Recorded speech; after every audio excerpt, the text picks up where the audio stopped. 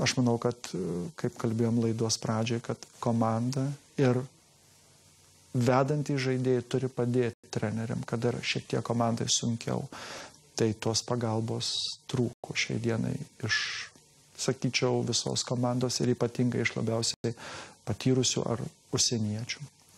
Treneri, daug kartų akcentuojama ir dažnai apie tai kalbama, daug rungtynių, įtemptas tvarkaraštis. Na, natūralu, kad tai yra tikras iššūkis apskritai Žalgirio komandai. Net ir štai dabar kitos rungtynės vasario 13 dieną jau kitame turnyre. Jūs kaip specialistas, ką darytumėte? Na, mes visi žinom tą problemą tvarkaraščio.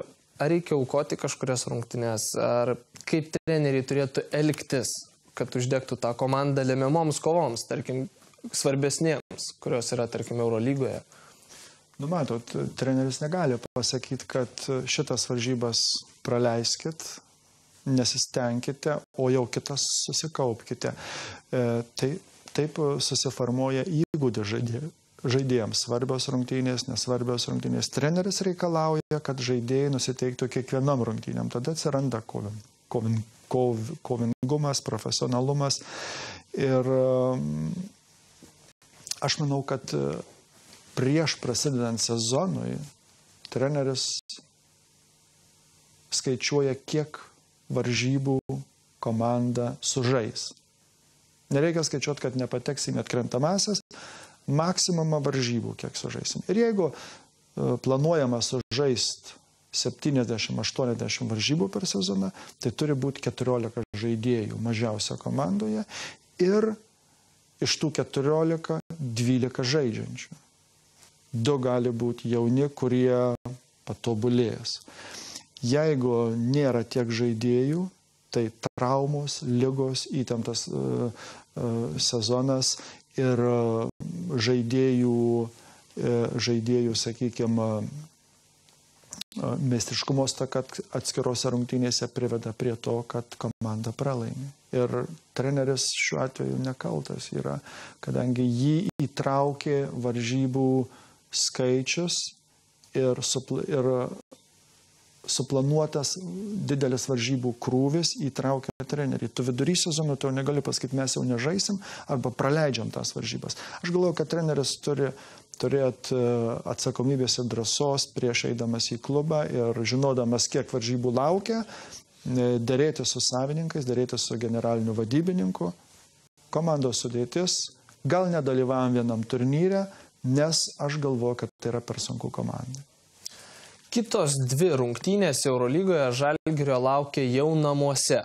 Pirmasis ratas šiandien pasibaigė, 3 pralaimėjimai, tačiau net ir po jų teoriškai dar viltis prarastos patekti į kitą etapą ir žinom, kad ta teorija labai greitai gali tapti praktika, kaip parodė šis sezonas. Ir dabar 2 rungtynės namuose su ta pačia Malaga, vėliau Aseko Prokom. Na ir skaičiuojant teoriškai, jeigu CSKA, tarkim, laimėtų 5 rungtynes ar neišėlės užtikrintų pirmąją vietą, paskutinės rungtynės su Maskvos klubu išvykoje, kuomet rusams nieko nelėmė tos rungtynės. Na, čia žinoma jau skaičiuojant geriausius variantus. Taigi 2 rungtynės artimiausios namuose. Ką Žalgiris gali štai šių paskutinių susitikimų pasisemti teigiamo ir panaudoti žaidžiant namuose? Jūs pats minėjote ir kai žiūrėjome rungtynės, kad Žalgiris namuose žaidžia labai gerai. Kaip ši komanda jūsų nuomonė atrodys per kitas 2 rungtynės ir ką turėtų pakeisti savo žaidime? Žalgiris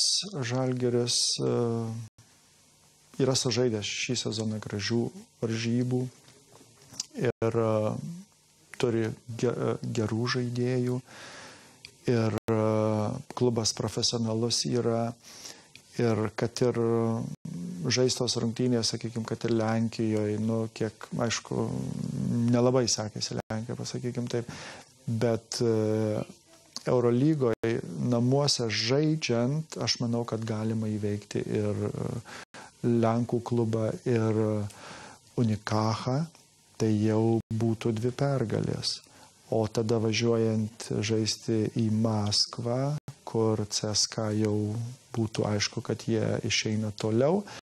O variantas panašus kaip Turkijoje, kad Žalgiris žaidė, kad patekti tarp 16 stipriausių Eurolygos komandų. Tai reiškia toks atsipalaidavimas, kada gali parodyti aukščiausią meistriškumą savo ir būtent galėtų lemti, kad mes ir Maskvoje turėtume galimybę pasiekti pergalę. Bet aišku, pirmą reikia žengti tuos 2 žingsnius, tai Kaune, sporto halėje, prie savų žiūrovų, prie, sakykime, aš vis tik tai ir iš šitų rungtynių pasimčiau teigiamų emocijų, kad komanda nesulūžo, komanda žaidė, treneriai vadovavo, treneriai ieškojo. Tai yra teigiami požymiai, bet juos reikia tęsti, mes negalim stovėti su šitais. Tai turi būti gera regeneracija, geras pasiruošimas varžybom ir mikroklimatas, kuris ir nuo žaidėjų, ir nuo klubo, ir nuo trenerių, ir nuo žaidėjų artimųjų taip pat labai daug priklauso. Ačiū treneriai Jums, kad Jūs atvykote čia pas mus į studiją. Primenu, kad kalbėjome su krepšinio treneriu Šarūnu Sakalausku. Ir dabar, kai Žalgiris žais namuose 2 rungtynes, Sport 1 komanda išvyks žinoma į Kauno sporto halę ir tuomet jau Jūs išvysite karščiausius interviu su komandos krepšininkais, treneriais ir žinoma tai, kas vyks Žalgirio rūbinėse. Taigi žiūrėkite mūsų laidą, kuomet vyks ir kitos Eurolygos rungtynės. Dabar aš atsisveikinu su Jumis, dėkoju treneri dar kartą ir iki kitų susitikimų.